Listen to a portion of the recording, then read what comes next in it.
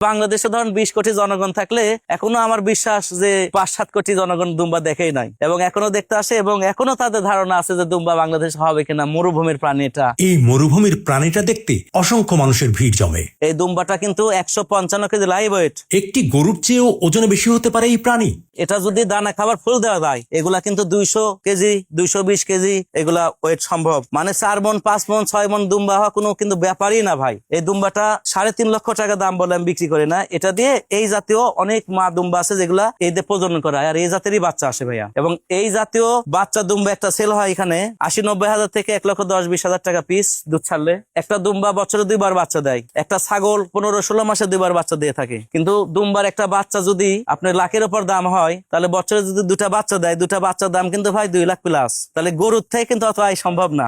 আর দুম্বা কিন্তু একসময় জানতোই না বাঙালি যে বাংলাদেশে দুম্বা হবে। এগুলা কিন্তু অহরহ এখন গড়ে উঠতেছে এবং আপনারা যারা সামর্থ্য আছে ওই গরুর পিছে না ছুটে পাগল হয়ে লস না খেয়ে 5টা 4টা 2টা দুম্বা পালন করেন। পরীক্ষামূলক 2টা দুম্বা পালন করেন, দেখেন কি দূরত্ব বাড়ে। আর এগুলার কোনো রোগ বেঁধে নাই ভাইয়া। 16-17 দিন হয়েছে এই বাচ্চার বয়স। এই দেখেন এই বাচ্চা কিন্তু 16-17 দিন বয়স হলে হবে কি। আর ওজনকে দেখেন তো এখন একটু দেখেন একটু লেন একটু হাত দেন কি ওজন হবে 12 কেজি 13 কেজি 12-13 কেজি এখন হবে। কিন্তু এই বাচ্চা যখন 4 মাস বয়স হবে 4 মাস বয়স হলে মোটামুটি ওজন হবে আপনার 35-40 কেজি। আর তখন মনে করেন এই বাচ্চার দাম হবে 1,20-30 হাজার টাকা। এই বাচ্চা আবার যখন বড় হবে ওই যে বড় বিডার যে দেখাচ্ছি ওরকম বিডার হবে তখন আবার দাম হবে 1.5 লাখ 2 লাখ 2.5 লাখ 3 লাখ টাকা দাম। এই যে এই দুম্বাটার বাচ্চা দিছে এই যে বাচ্চাটা 3 দিন বয়স, মাত্র 3 দিন।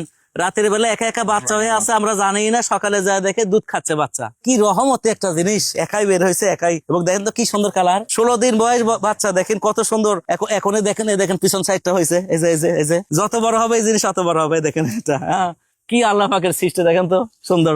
অনেকে কিনতে চায় না, মূল কারণ হচ্ছে আঙ্গুর ফল না পেলে টক বলি আমরা। দুম্বার অনেক দাম এই কারণে প্রথমত কারণ। দ্বিতীয় কারণ হচ্ছে মোটামুটি ধারণা নাই। যাদের ধারণা হচ্ছে একজনের দেখে আরেকজন শিখতেছে, এখন আস্তে আস্তে ব্যাপক চাপ আসতেছে। আমি তো আপাতত বাচ্চার অর্ডার বাদ দিয়ে দিছি, কেন ব্যাপক ফোন এবং খালি গুতায় কই বাচ্চা ভাই কবে দিবেন। তাই আমি বলি যে না, 2টা বাচ্চার টাকা দিয়ে একটা প্রেগনেন্ট দুম্বা নেন, বড় দুম্বা নিয়ে পোষেন, বাচ্চা হবে। দুম্বাটা আসলেও ধরেন ছাগলের পাশাপাশি আমরা যেখান থেকে ছাগল নিয়ে আসতাম সেগুলা জায়গায় এগুলা দুম্বা পাওয়া যায়। হ্যাঁ, দুম্বা আসলেও নিয়ে আসতে কষ্ট হয়, অনেক দাম এবং পাসিং যায় অনেক। একটা ছাগলে যদি 20,000 টাকা পাসিং যায়, মূল দামটা কিনতে হয়, পাসিং বিল যায় 20,000, দুম্বাই যায় 40,000 টাকা। তো আমি চিন্তা করলাম যে দুম্বা আগে আমি রিস্ক নেবো কি না। প্রথমে 2টা একটা আর কি নিয়ে আসালাম, নিয়ে আসার পরে তো অসুস্থ হয় এগুলা। তবে আমি দেখলাম ছাগলও অসুস্থ হয়, কিন্তু ছাগল সুস্থ হতে যে সময় লাগে দুম্বা সুস্থ হতে তার চেয়ে কম সময় লাগে প্রথমে। কিন্তু পরবর্তীতে এগুলা বংশ বিস্তার করা শুরু করি এবং 2টা 4টা 5টা থেকে আস্তে আস্তে বাচ্চা হয়, বেশি হওয়ার পরে এখন বাণিজ্যিক রূপ নিচ্ছে। এখন আমরা বাচ্চা দিয়ে থাকি, প্রেগনেন্ট দুম্বা দিয়ে থাকি।